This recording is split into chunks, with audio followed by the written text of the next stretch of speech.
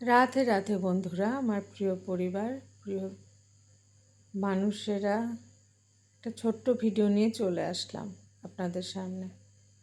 আমি কালকে, যখন এটা গতকালের ভিডিও, মঙ্গলবার, আমি এয়ারপোর্টের উদ্দেশ্যে রওনা হয়ে গেছি বাড়ির থেকে।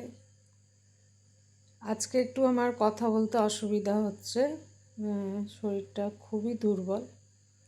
তো এই যে আমি ওই এয়ারপোর্টের উদ্দেশ্যে রওনা হয়ে গেছি। আমার চ্যানেলে সবাইকে জানাই আমি স্বাগত। সরি, গলাটা বারবার খুসখুস করছে। এই আমাদের শিলিগুড়িতে, তখনও আমি শিলিগুড়ির রাস্তায় যাচ্ছি। অ্যাকচুয়ালি কালকে আমার কলকাতায় পৌঁছানোর পর সাইকিয়াট্রিস্টের অ্যাপয়েন্টমেন্ট ছিল, যেহেতু সাইকিয়াট্রিস্ট, গাইনোকোলজিস্ট, তারপরে হচ্ছে অর্থোপেডিক, আর কি এমডি, আরেকজন ডাক্তার, আমার এই মুহূর্তে কিচ্ছু মনে আসছে না। তো সেই সব দেখানোর কথা ছিল। তো সেই জন্য কালকে যেহেতু সাইকিয়াট্রিস্ট দেখানো হয়েছে, আজকে আমার কিছুই মনে পড়ছে না, আমার এরকম অবস্থা হয়ে গেছে। তবুও ভাবলাম আপনাদের সাথে ভিডিও শেয়ার করি, আপনারা আমার সাথে থাকবেন, পাশে থাকবেন। আমি হয়তো একটু বাঁচার একটুখানি লক্ষ্য খুঁজে পাব।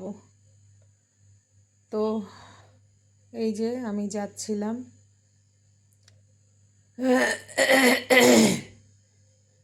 আবারও বলছি সরি।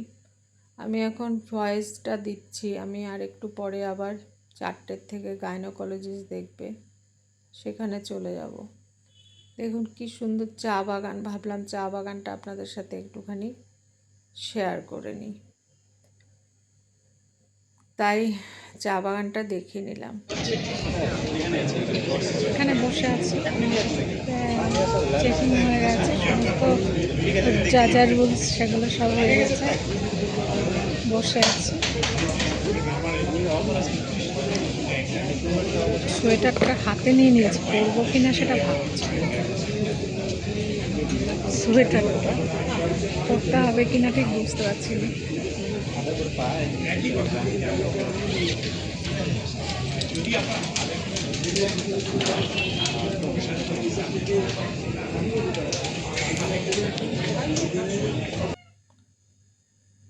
এখানে কত মানুষ এয়ারপোর্টে। আমি আসলামই 5 বছর পরে আবার কলকাতায়। তার আগে তো আমি প্রায় বেশিরভাগ সময়টা আমি কলকাতাতেই কাটিয়েছি। আমার দীর্ঘ সময় আমার কলকাতায় কেটেছে, আর আসলেও সোনালির এখানেই আমি উঠি। তার এখানে দেখুন, যখন আমি বসেছিলাম, তারপরে যখন 1 নম্বর গেট ছিল আমার, কত বড় লাইন এই কলকাতার ফ্লাইটের। আমি পুরোটা ওঠাতে পারিনি ভিডিও, যতটুকু পেরেছি করার চেষ্টা করেছি। আর এই যে এখন যাচ্ছি, ফ্লাইটে উঠব। তো হচ্ছে গিয়ে আগের মতো যে একটা উৎসাহ ছিল, উদ্দীপনা ছিল, যে কলকাতায় আসবো, একা একাই আসতাম যেতাম, মেয়ের পরীক্ষা থাকতো কলকাতায়, মেয়েকে নিয়ে নিয়ে আসতাম কোনো কোনো সময়। তো সেই জন্য আমি কলকাতায় দীর্ঘদিন ডাক্তার মণি ছেত্রীর ট্রিটমেন্টে ছিলাম। তখন খুব শরীরের অবস্থা খারাপ ছিল, যার জন্য কলকাতায় আমাকে বেশি আসতে হতো, থাকতে হতো। তো এখন তো এক একজন ডাক্তার এক এক রকম। আর আমি যে কি বলছি আপনাদের সাথে, আজকে ভয়েস দিচ্ছি, আমি নিজেই বুঝতে পারছি না। তো ভিডিওটা একটুখানি লাইক, কমেন্ট, শেয়ার, সাবস্ক্রাইব যারা করেননি এখনও দেখছেন, সাবস্ক্রাইব করবেন প্লিজ। এখানে বন্ধুদের সাথে দেখা করার খুব ইচ্ছেটা তো হয়েই থাকে। বন্ধুরা যদি ভিডিও দেখে থাকো, দেখা করলে ভালো লাগবে। আর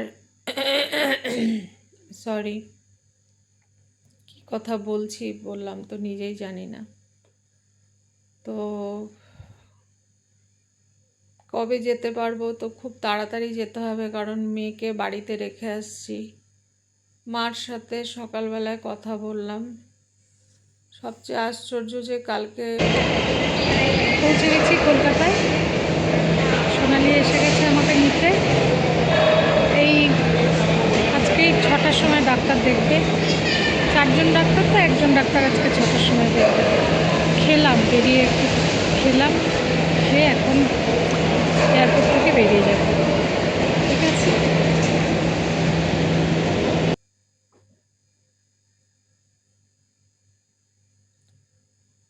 ট্রেন ঢুকছে, ট্রেনে উঠবো। কালকে সাইকিয়াট্রিস্ট দেখানোর পরে রাত্রে যে আমাকে ওষুধ দিয়েছে, 5টা ওষুধ ছিল ডিনারের পরে। উনি 3 মাসের টাইম দিয়েছেন, বলেছেন যে ডিপ্রেশান, অতিরিক্ত ডিপ্রেশান, তারপরে মা একজন অ্যালজাইমার পেশেন্ট, সব কিছু নিয়েই আমার এই অবস্থা হয়েছে। তো এরপরে তো আমি আসতে পারবো না। ব্লাড টেস্ট আছে, একটাই আছে, থাইরয়েড টেস্ট, 2 সপ্তাহ পরে ওষুধ খাওয়ার। তো টেস্ট করে আমি শিলিগুড়ির থেকে হয়তো রিপোর্ট পাঠিয়ে দেবো, আর উনি বলেছেন উনি অনলাইনে দেখবেন। তো কাল রাতে যে অবস্থা হয়েছিল, আমি খেয়ে দিয়ে শুতে শুতে 12টা বেজে গেছে। আর সোনালির তো সত্যি প্রচুর পরিশ্রম হচ্ছে। ও একদম একজন বিএলও, তারপরে তার এত কাজের পরেও আমাকে নিয়ে ছোটাছুটি করতে হচ্ছে। আমার ক্যারেটাজিও চলছে, একদম ফাঁকা মেট্রো। আমি এই প্রথম এয়ারপোর্টের সামনে যে স্টেশনটা করেছে এটা আমি জানতাম না, আমার জানা ছিল না। তো একদম ফাঁকা, একটাও লোক নেই। ভালোই লাগছে। চলে আসলাম কলকাতা শহরে।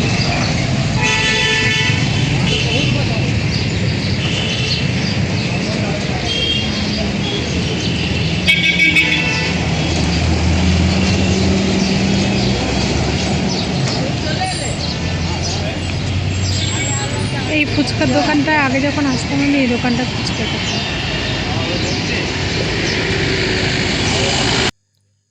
তো যেটা বলছিলাম, কাল রাতে ওষুধ খেয়ে ডিনারের পরে 5টা ওষুধ, সেটা খাওয়ার পরে যখন শুয়েছি, ঘুমিয়ে পড়েছি। কটার সময় জানি না, আমার গলা দিয়ে কোনো স্বর বেরোচ্ছে না, বমি বমি পাচ্ছে। আমি ভাবছি যে আমি বাথরুমে যাব, কিন্তু আমি যেতে পারছি না। তো যাই হোক, এই রাস্তাটা আপনাদের দেখাচ্ছি, কারণ আমি যেই জায়গাটায় যেহেতু থাকি, কালীঘাটে এসছি, তাই সেই জন্য জায়গাটা দেখাচ্ছি। তারপরে অনেক কষ্টে আমাকে নিয়ে আ আ করে করছিলাম, তারপরে সোনালি উঠেছে। দেখুন, জায়গাটা দেখলে বুঝতে পারবেন, মুখ্যমন্ত্রীর বাড়ির সামনে। মুখ্যমন্ত্রীর বাড়ির সামনেই ও যেহেতু থাকে, সেই জন্য।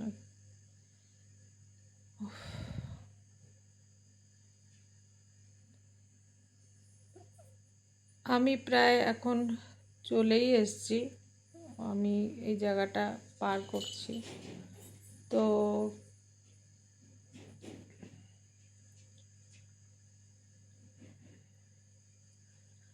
অ্যাকচুয়ালি অরুণিমা বলেছিল যে তুমি কোথায় আছো, আমি তো জানি না। তো সেই জন্যই আরও বোঝানোর জন্য আমি দেখালাম। তো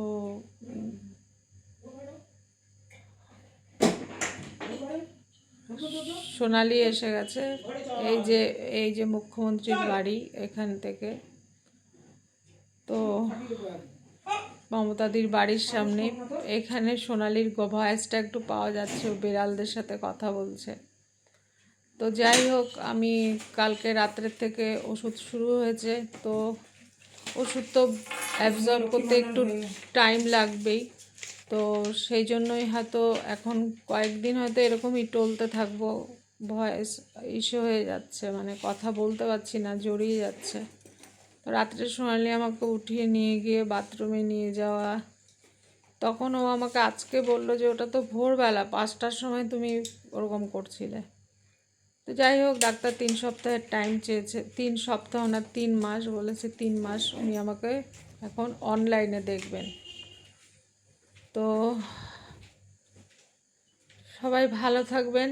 আজকের মতো ভিডিও এখানেই আমি শেষ করব। এই যে সোনালির অ্যাপার্টমেন্ট চলে আসলো। তো সবাই ভালো থাকবেন।